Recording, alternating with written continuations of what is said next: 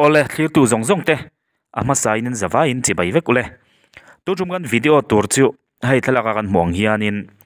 ani hi Mastea ani ya atam zok chuan in kan hre theuin arin oma mizo tena comedian kan nei that ber te zinga mi ti ila kan soi sual kherin arin om lawa YouTube channel te po atam zok chuan in kan thlir theuin arin oma comedy short film nui zatlak tak entir nei thabok si khatiang ang chi kha aron post thina ke ngei po hian in ka thlir na sa thin kop maya ti chuanin kan han soi kai du na chan chu tun tuma hianin Mastea hianin a channel hi a YouTube channel hi a chan le ni om tak ani ya chumi kan hriat theina chan chu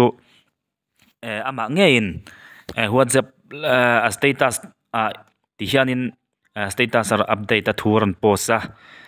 kan YouTube channel chu kan chan le ta kan chan ta pathian zara kan tamanga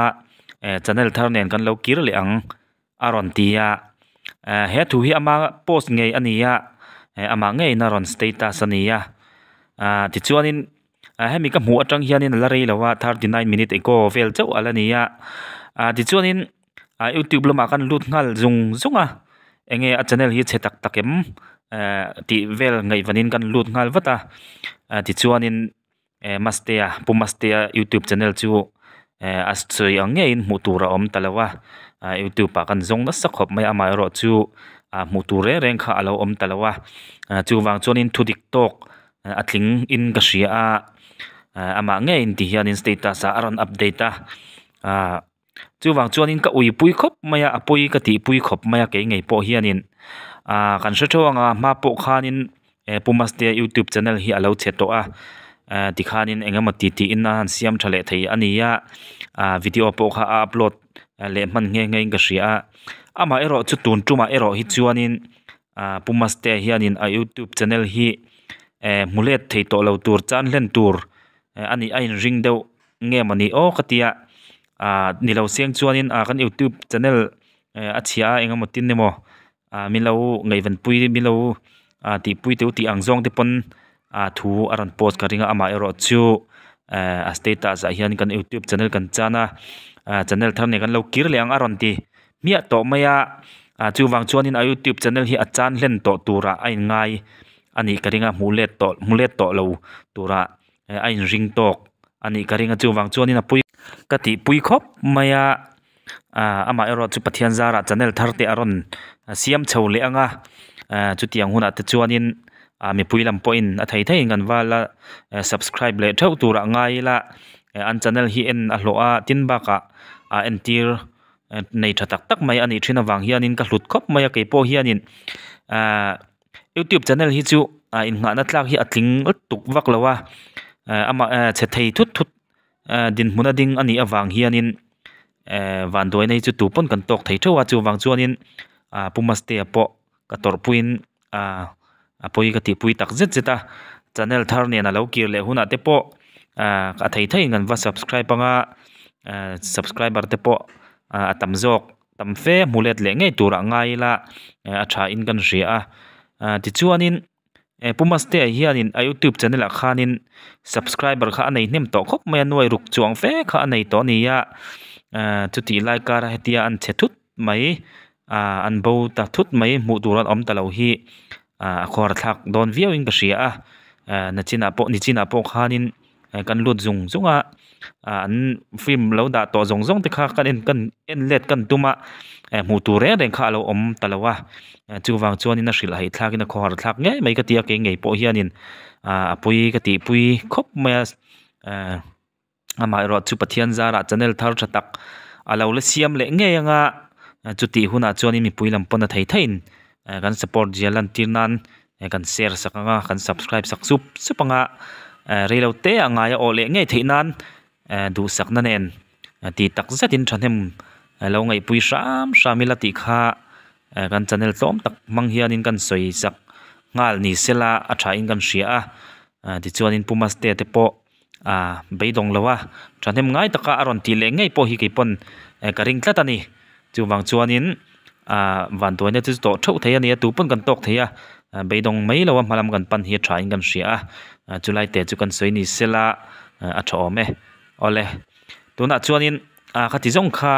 Mastea chanchin YouTube channel chungchanga kan update thei chuni sila atop kharnan vaireng tilama kan nau duat fel mai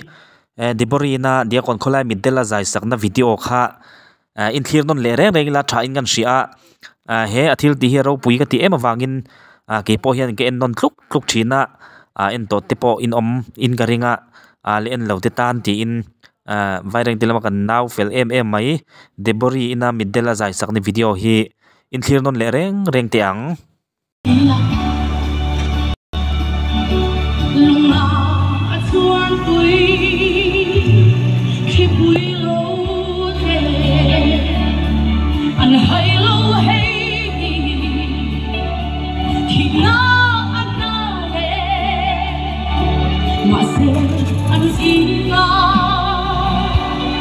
Sai chiếm râu nick này,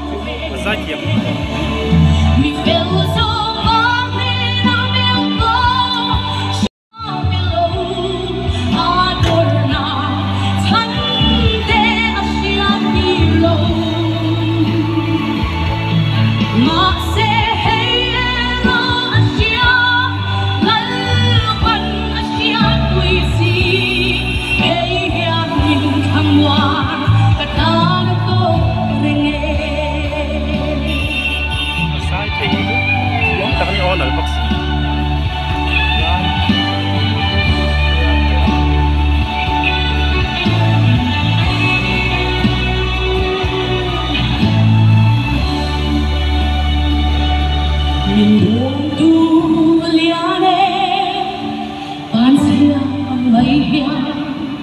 Chị em ăn thịt bò con nhá, em chụp cái nào xong đó.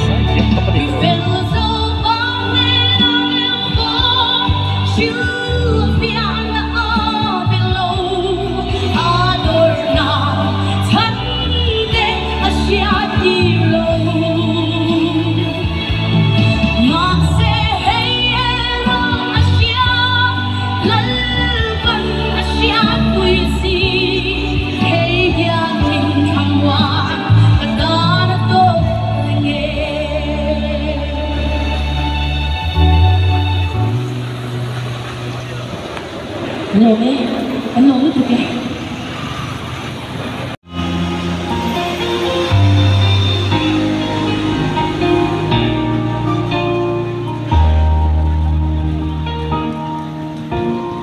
Lang tin xuân muôn tiền,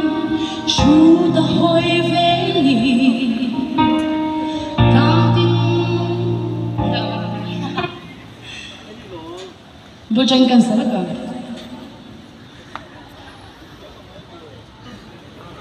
Mình là sự chuyện.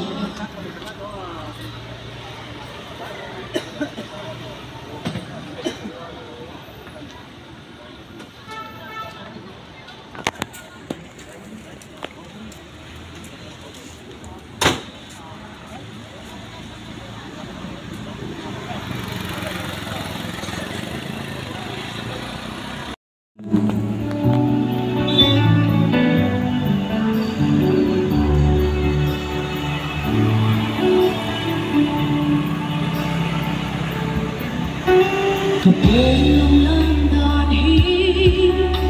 môi lòng chim mà say thu điên lệ ro lal bay buồn tiếng ca isia apol rosia chereng tung si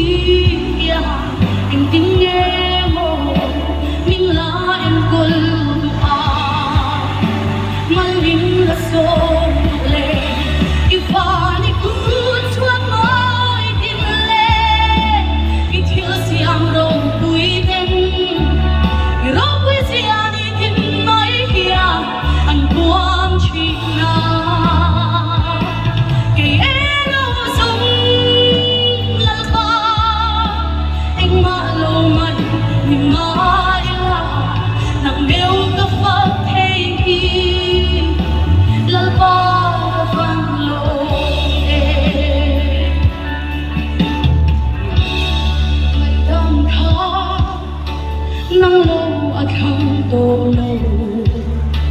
cây ero xoang với đằng cặp hạt sân sẽ lal ba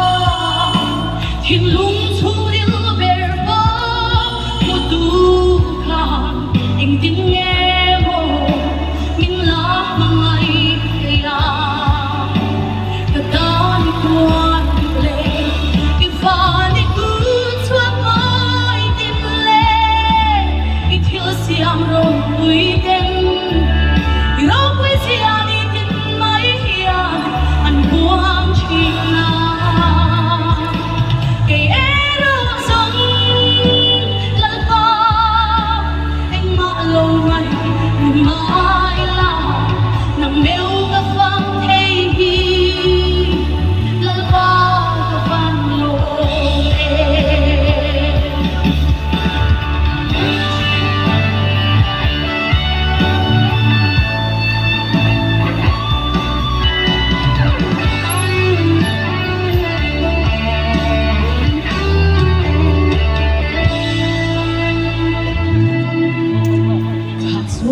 tu sông á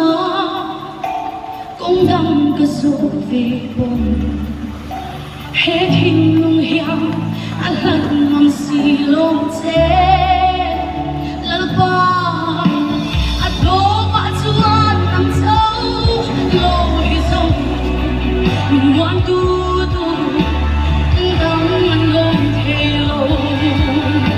nắng lâu anh lông xì lâu pha đi cứ chuông mai tìm lệ đi thiếu xiang rong vui đêm rong vui xiang đi tìm mai hiền anh quang chi na cây ero rong lal ba anh mạ lâu man ni mai la nằm mèo cả phang thay hi lal ba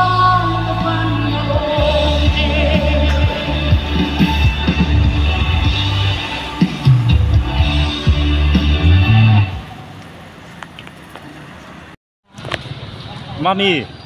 khui khuang anh đi, vai đến tem mò, izai tiệm một tục, tiệm khóc mấy, giờ làm thấy là tiếng xả lại tiệm lâu, đi thấy thâu em, mà, giờ làm thấy là tiệm lá sặc mà ha, cái lâu ho tí ha, mà,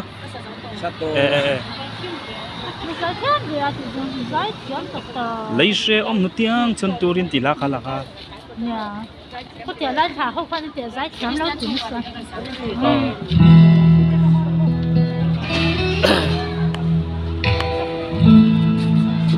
YouTube channel này nấu ăn đó nha, các channel là sống tiệc còn riêng.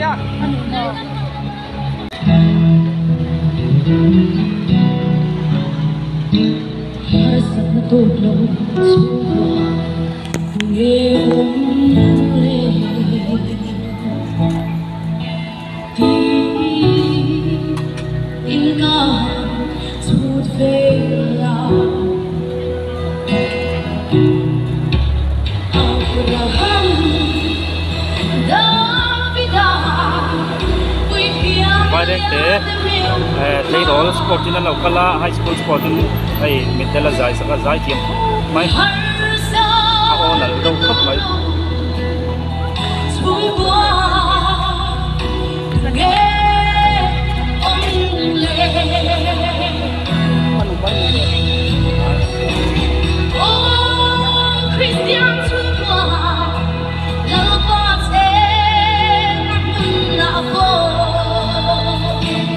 subscribe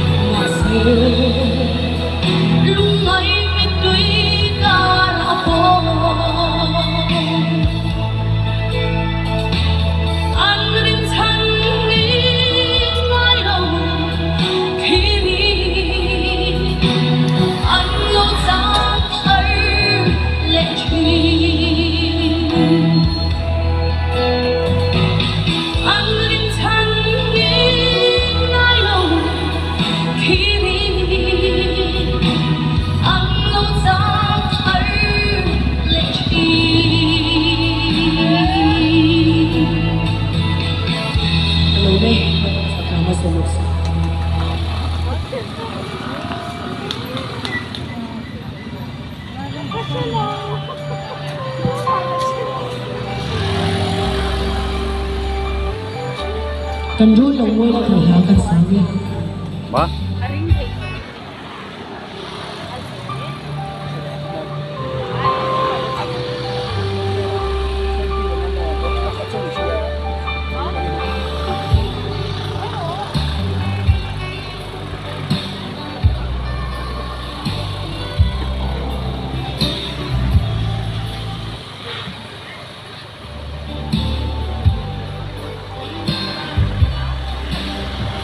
Đồng số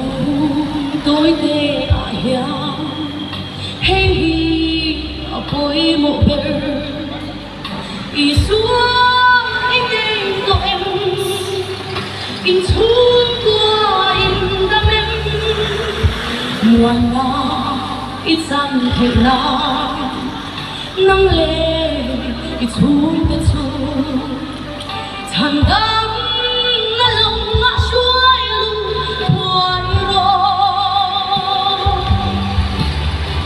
Christian chung qua lal pa che na de chu cùng khoai nang kim lo anh xuôi về ngài lâu lùng bụi in sai anh đi về ngài lâu chợt qua đi nắng hít lên đôi